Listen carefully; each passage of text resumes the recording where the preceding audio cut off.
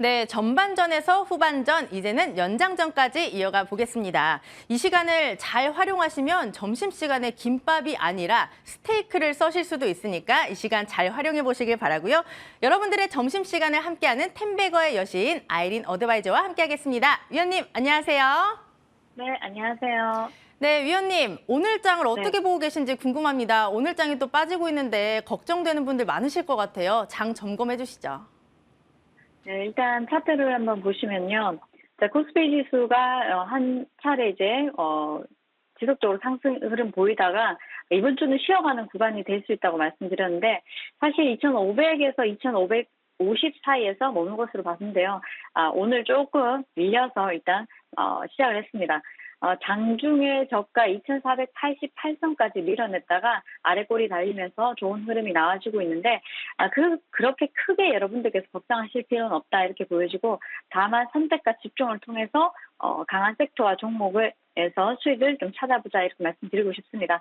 자, 오늘 FMC 의사로 발표가 되었는데요. 연준에서 또 다시 한 번 더 금리 인상을 해야 된다. 재차 한 차례 더 강조를 하면서 이런 부분이 인해서 내달에 우리가 뭐 사실 빅스텝이나 뭐 자이언트 스텝 우려감이 조금 있었지만은 그래도 빅스텝 뭐 정도 가지 않을까 이렇게 예상을 하고 있습니다. 단기적으로 어떤 이슈가 나오느냐에 따라서 뭐 자이언트 스텝으로 가능성이 높아진다면은 다시 한 번 더 시장이 조금 더 밀어낼 수 있지 않을까 싶은데요. 중요한 것은 2,550선 이상에서 2,600선까지 바로 가기는 부담스럽다는 점입니다. 이 자리가 강하게 1차 저항에 뚫고 난 뒤 2차 저항까지 뚫어야지만 이제 동반 급등이 가능한 상황인데 S&P 500 지수도 제가 말씀드렸듯이 4,400선에서 강한 돌파를 만들어내지 못하고 음봉으로 마감을 했습니다. 단기적인 조정일지는 우리가 조금 더 지켜봐야 될 부분이기 때문에 좀 더 지켜보신다 생각하시고 좀 이제 이번 주 조금 더 지켜보자 이렇게 말씀드리고 싶고요. 오늘 또 7월 소매 판매 지수가 좀 낮게 나왔습니다. 예상치보다 낮게 나오면서 이런 점도 시장에 조금 부정적으로 작용했다고 보시면 될 것 같고요.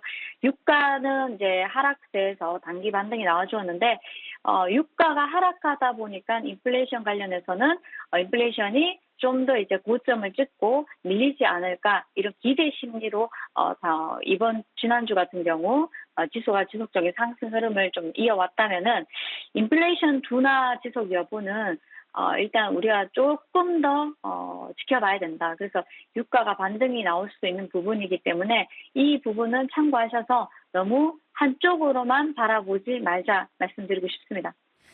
네, 위원님의 말씀처럼 이번 주는 좀 쉬어가고 있지만 이럴 때도 특징주가 있다고 들었어요. 위원님의 특징주가 뭔지 말씀해 주세요.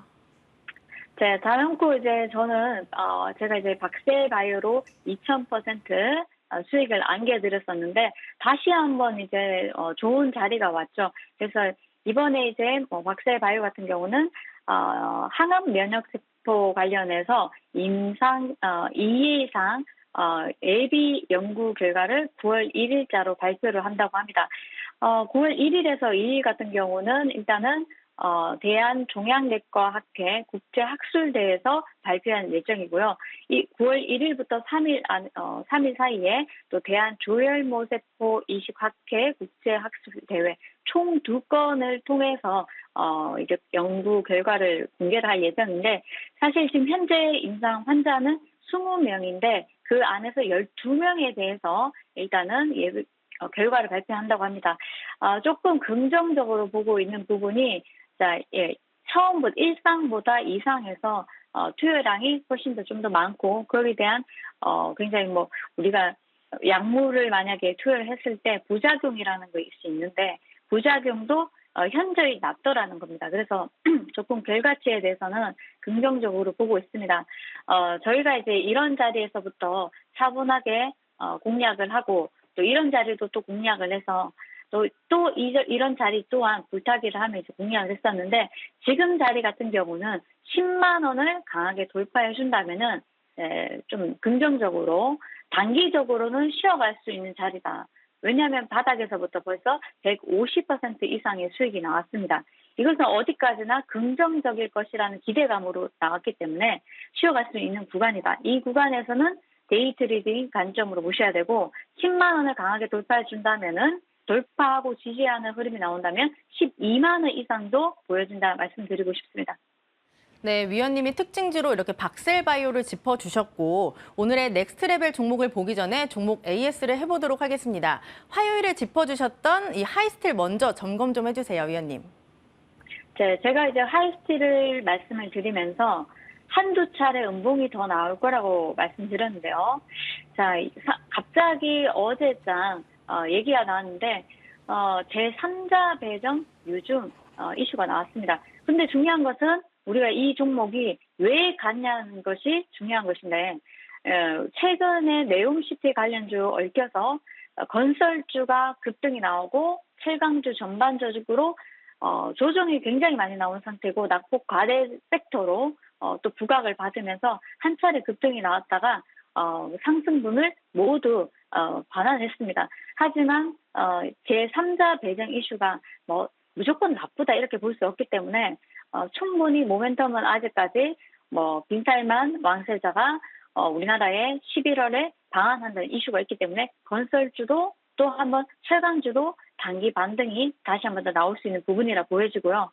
또 여기에 이어서 또 보실 게 이제 미국이 대중관세를 철폐한다는 이슈가 있었습니다. 이것도 단기적으로 호소식입니다. 거기에 이어서 사실 철강 같은 경우는 우리가 뭐 3분기 실적 같은 경우 3분기부터 4분기 실적이 별로 좋지 못할 것이다. 그리고 중국이 하반기에 들어서면서 경기 부양책을 굉장히 펼칠 거라고 강하게 펼칠 거라고 예상을 했는데 아직까지 나온 게 별로 없습니다. 하지만 언제 어느 타이밍에 또 관련한 이슈가 나올지는 모르기 때문에 이런 점도 사실은 조금 열어두셔야 된다. 좋게 긍정적으로 보셔야 된다 말씀드리고 싶고 중요한 건 주가 위치입니다. 주가가 예전에 급등하기 직전 자리까지 왔기 때문에 크게 나쁘게 보지는 않고요.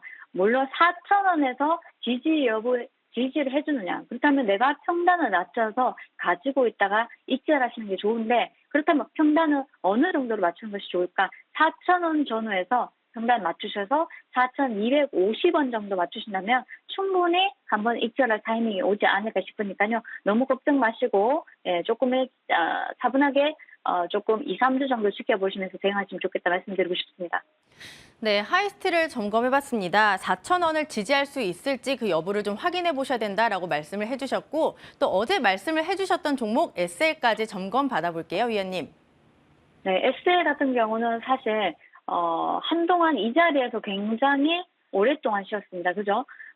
쉬었다기보다는 한번 움츠리고 있다가 이렇게 급등이 나오기 직전의 모습인데 박스권 이 사이가 10% 아닙니다. 10% 안에서 매일같이 움직이다가 실적이 굉장히 좋게 나왔다는 이슈로 급등이 나왔습니다. 오늘 단기적으로 어제 급등했기 때문에 쉬어가는 흐름인데 제가 어제 드린 매수가 정도 맞는 흐름이고요. 어제도 말씀드렸듯이 어제 전에 현재가 3% 잡으시고 그 다음에 좀 밀린다면은 밀어낸 자리에서 한 7% 잡아보자 말씀드렸는데 자, 어디까지나 분할 매수를 통해서 평단을 좀 낮춰두시고 다시 한 번 더 올라간다면은 36,000원 정도 전후에서 단기 차익 단기로 하신 분들은 차 실현하시고 그 이상은 36,000원, 7,000원, 8,000원 이렇게 올라갈 때마다 분할 익절하시는 전략이 좋아 보이지 않을까 싶고요. 자, 에세 같은 경우는 어제 같은 경우 우리가 미국의 인플레 감축법 관련주로 또 조지아주가 부각을 받았습니다. SL뿐만 아니라 KB 오토시스도 장중에 급등이 나왔었는데 조지아주 중에서 또 동사가 실적이 굉장히 처음으로 분기 사상 처음으로 매출이 1조를 넘었습니다. 그래서 매출액도 41% 성장했고요.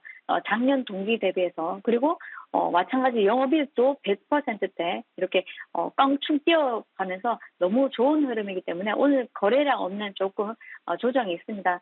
좋아 보이고요. 추가적인 상승 지켜보도록 하겠습니다. 위원님께 두 종목 이렇게 에이스를 받아봤고 오늘의 넥스트 레벨 종목까지 바로 알아보도록 할게요, 위원님.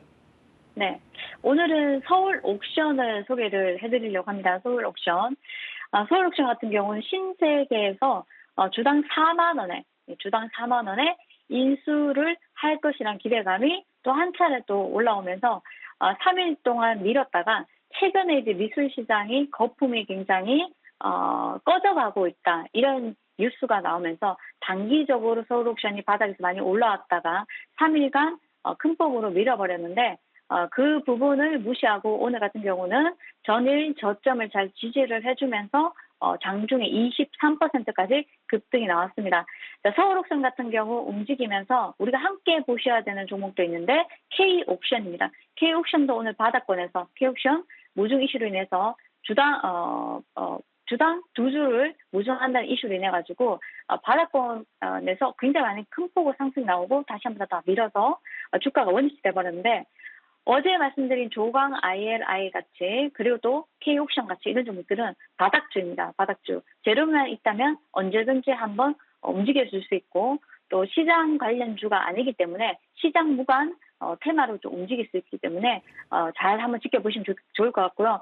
서울옥션 같은 경우 이제 신세계에서 중요한 거는 우리 미술품 같은 경우는 가격이 떨어진다고 만약에 가정을 하더라도 최근에 하이엔드 예술품 그래서 우리가 하이 주얼리 시장이 굉장히 큽니다.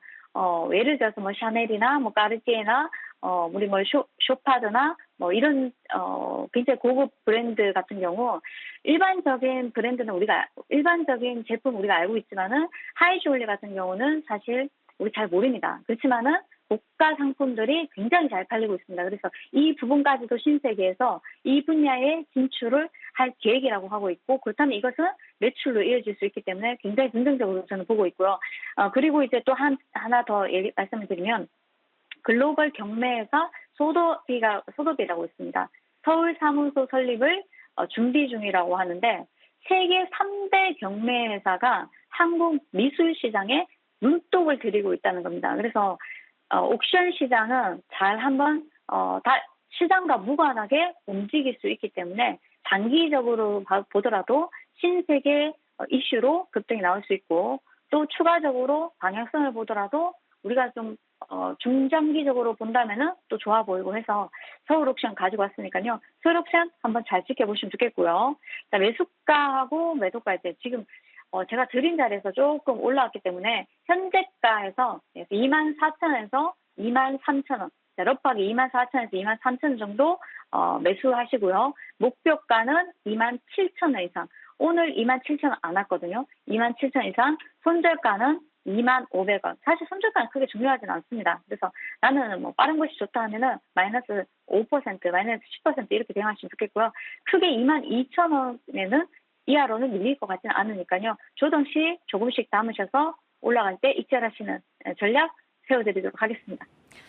네, 오늘의 넥스트 레벨 종목 서울옥션까지 알아봤습니다. 위원님 좋은 종목 감사하고 내일 또 뵙도록 할게요. 고맙습니다. 네, 감사합니다.